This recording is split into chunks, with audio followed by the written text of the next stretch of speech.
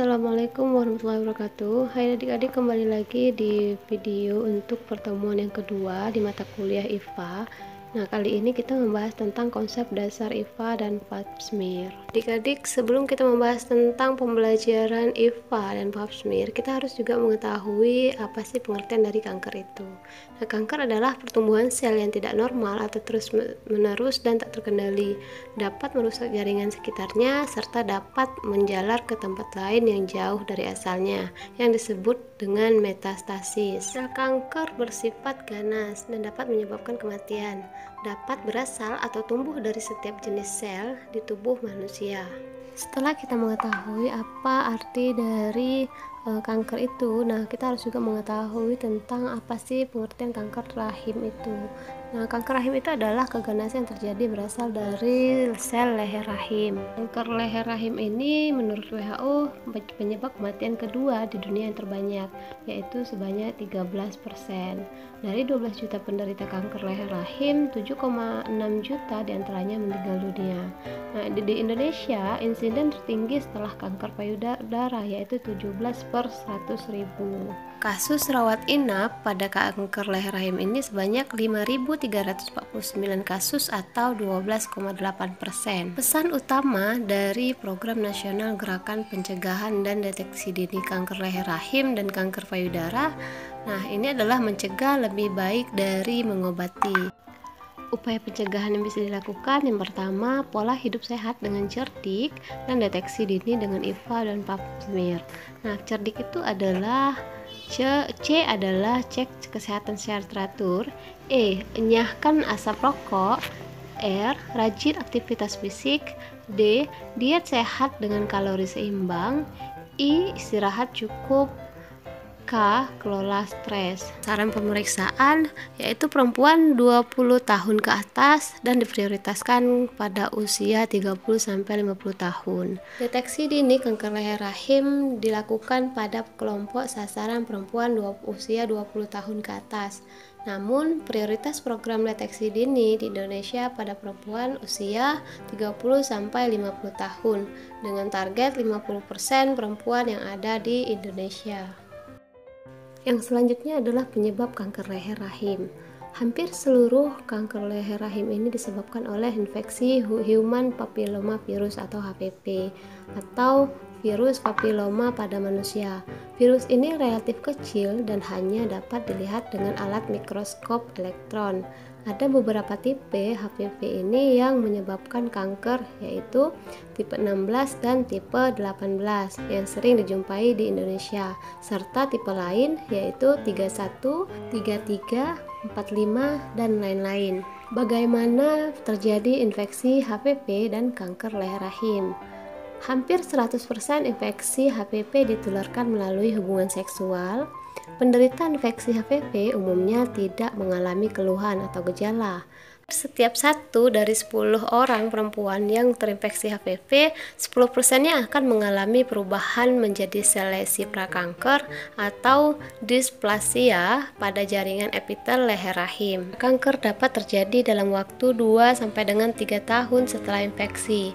Apabila lesi tidak diketahui dan tidak diobati dalam waktu 3-17 tahun dapat berkembang menjadi kanker leher rahim. Sampai saat ini belum ada pengobatan untuk infeksi HPV. Risiko kanker leher rahim. Yang pertama, menikah atau mulai melakukan aktivitas seksual di usia muda atau kurang dari 20 tahun.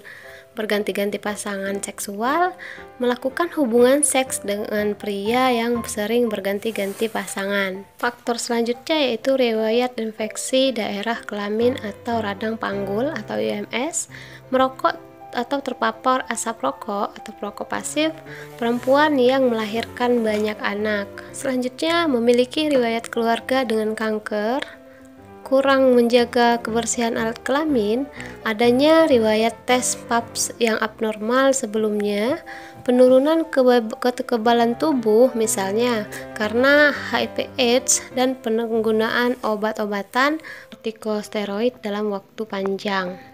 Bagaimana cara mencegah kanker leher rahim?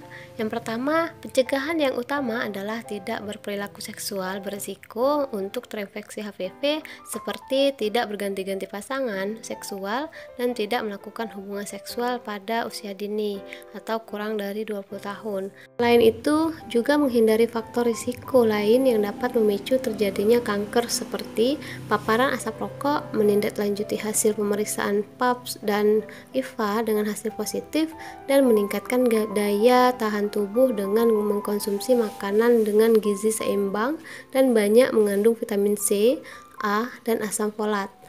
Melakukan screening atau penapisan untuk menentukan apakah mereka telah terinfeksi HPV atau mengalami resi prakanker yang harus dilanjutkan dengan pengobatan yang sesuai bila ditemukan lesi. Melakukan vaksinasi HPV yang saat ini telah dikembangkan untuk beberapa tipe, yaitu Bivalea atau tipe 16 dan 18 atau quadrivalen tipe 6, 11, 16, 18. Kendala utama pelaksanaan vaksin saat ini adalah biaya yang masih mahal. Mengapa harus menjalani tes penapisan? Karena kanker leher rahim adalah kanker kedua yang paling sering terjadi pada perempuan di seluruh dunia, juga termasuk di Indonesia. Selain itu, kanker leher rahim merupakan salah satu kanker yang dapat diketahui sejak dini. Siapa saja yang harus tes penapisan kanker leher rahim? Semua perempuan yang telah melakukan hubungan seksual secara aktif, terutama yang telah berusia 30 tahun sampai dengan 50 tahun, dianjurkan untuk melakukan penapisan minimal 5 tahun sekali atau bila memungkinkan 3 tahun sekali. Apa saja tes penapisan untuk kanker leher rahim? Yang pertama, tes HPV.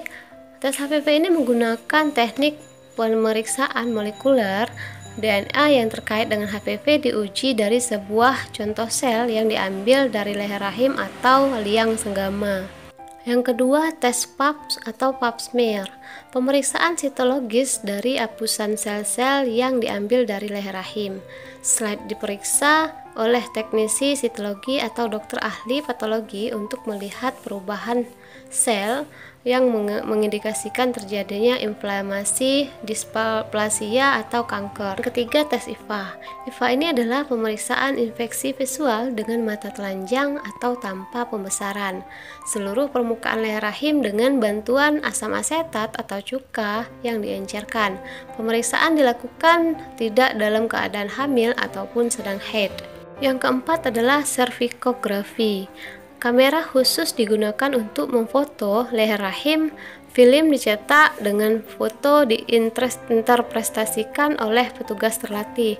Pemeriksaan ini terutama digunakan sebagai tambahan dari deteksi dini dengan menggunakan IFA, tetapi dapat juga sebagai metode penapisan primer. Yang kelima adalah kolposkopi, pemeriksaan visual bertenaga tinggi atau pembesaran untuk melihat leher rahim bagian luar dan kanal bagian dalam leher rahim.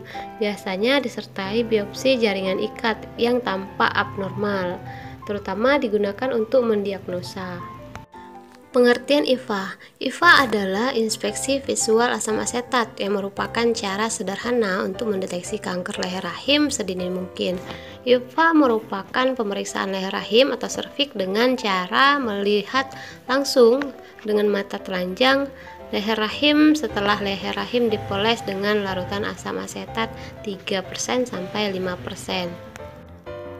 Laporan hasil konsultasi WHO menyebutkan bahwa IFA dapat mendeteksi lesi tingkat prakanker dengan sensitivitas 66-96% dan spesifitas 64-98%. Sedangkan nilai prediksi positif atau positive predictive value dan nilai prediksi negatif atau negative predictive value masing-masing antara 10-20% dan 92-97%. Waktu pemeriksaan IFA atau jadwal pemeriksaan IFA menurut WHO, yang pertama screening pada setiap wanita minimal 1 kali pada usia 35-55 tahun. Yang kedua, pada usia 35-55 tahun dilakukan setiap 10 tahun atau kalau fasilitas lebih dilakukan setiap 5 tahun sekali. Yang ketiga, ideal dan optimal pemeriksaan dilakukan setiap 1 tahun sekali, dan bila negatif adalah 5 tahun sekali, 3 tahun sekali pada wanita 25 sampai 60 tahun. Yang keempat, screening yang dilakukan sekali dalam 10 tahun atau sekali seumur hidup memiliki dampak yang signifikan. Yang kelima, di Indonesia dianjurkan melakukan tes IVA bila hasil positif. Syarat mengikuti tes IVA: yang pertama, sudah pernah melakukan hubungan seksual. Yang kedua, tidak sedang datang bulan atau haid. Yang ketiga, tidak sedang hamil. Yang keempat, 24 jam sebelumnya tidak melakukan hubungan seksual. Selanjutnya yaitu konseling pra pemeriksaan IVA. Yang pertama, pengertian konseling. Konseling adalah proses pemberian bantuan yang dilakukan seseorang kepada individu yang membutuhkan atau individu yang mengalami masalah dengan harapan masalah yang dihadapi dapat teratasi dengan baik. Konseling pemeriksaan IVA adalah bantuan yang diberikan tenaga kesehatan kepada klien yang menginginkan atau belum menginginkan untuk melakukan pemeriksaan IVA. Konseling sebelum pemeriksaan IVA dilakukan memberikan pemahaman kepada klien tentang apa itu IVA dan pentingnya pemeriksaan IVA guna mendeteksi dini adanya kanker serviks. Konseling juga menjelaskan tentang kanker serviks dan dampak yang ditimbulkannya. Tujuan konseling pra pemeriksaan IVA: yang pertama, meningkatkan pengetahuan serta sikap sehingga menimbulkan keinginan seseorang untuk melakukan pemeriksaan IVA. Yang kedua, membina seseorang yang telah melakukan pemeriksaan dan dinyatakan negatif untuk secara berkala melakukan pemeriksaan IVA secara rutin. Yang ketiga, mendorong terjadinya proses perubahan perilaku ke arah positif, peningkatan pengetahuan, sikap, dan praktik di dalam masyarakat secara wajar sehingga masyarakat melaksanakannya secara mantap sebagai perilaku yang sehat dan bertanggung jawab. Jenis-jenis konseling. Yang pertama, konseling individu. Konseling individu adalah suatu proses konseling yang dilakukan secara langsung antara petugas dengan individu atau seseorang yang dituju. Yang kedua, konseling kelompok. Suatu proses konseling yang dilaksanakan secara langsung antara petugas dengan beberapa individu atau orang secara kelompok atau lebih dari 2 sampai dengan 15 orang. Yang ketiga, konseling massa. Suatu proses konseling yang dilakukan secara langsung maupun tidak langsung kepada masyarakat dalam jumlah yang besar. Selanjutnya, prinsip dalam konseling. Yang pertama, harus memantapkan kebutuhan individu atau masyarakat terhadap pemeriksaan IVA. Kedua, harus dapat menumbuh kembangkan perilaku masyarakat yang mendukung terhadap deteksi dini kanker serviks dengan pemeriksaan IVA. Dan yang ketiga, meningkatkan kualitas pelayanan konseling melalui analisa sasaran yang semakin tajam, isi pesan yang fokus dan mudah dipahami, dan terjadi perubahan perilaku yang permanen. Langkah-langkah konseling yang dapat dilakukan yaitu yang pertama, menentukan sasaran. Sasaran yang dimaksud di sini adalah bisa individu, kelompok, atau masyarakat. Terutama sasaran sesuai dengan kriteria pada pemeriksaan IVA, yaitu semua wanita yang sudah melakukan hubungan seksual. Yang kedua, strategi. Konseling tidak hanya dapat dilakukan secara mandiri, tetapi juga dapat dilakukan bersama-sama atau integratif dengan kegiatan lainnya. Yang ketiga, isi pesan. Isi pesan harus disusun sedemikian rupa sehingga pesan mudah dipahami dan penyampaian isi pesan dapat diterima dengan jelas dengan bahasa yang mudah dimengerti. Selain itu, pesan harus dapat memberikan gambaran secara menyeluruh tentang pemeriksaan IVA ataupun manfaatnya. Yang keempat, indikator keberhasilan. Indikator keberhasilan adalah suatu konseling ditandai dengan adanya perubahan perilaku ke arah yang positif terhadap pemeriksaan IVA, sehingga seluruh sasaran pemeriksaan mau melakukan deteksi dini kanker serviks dengan pemeriksaan IVA secara berkala. Nah, adik-adik, mungkin pertemuan kali ini cukup sekian. Silahkan mengerjakan tugas di akhir video ini. Selamat menyaksikan, semoga bermanfaat. Mohon maaf jika ada salah kata maupun perbuatan. Wassalamualaikum warahmatullahi wabarakatuh.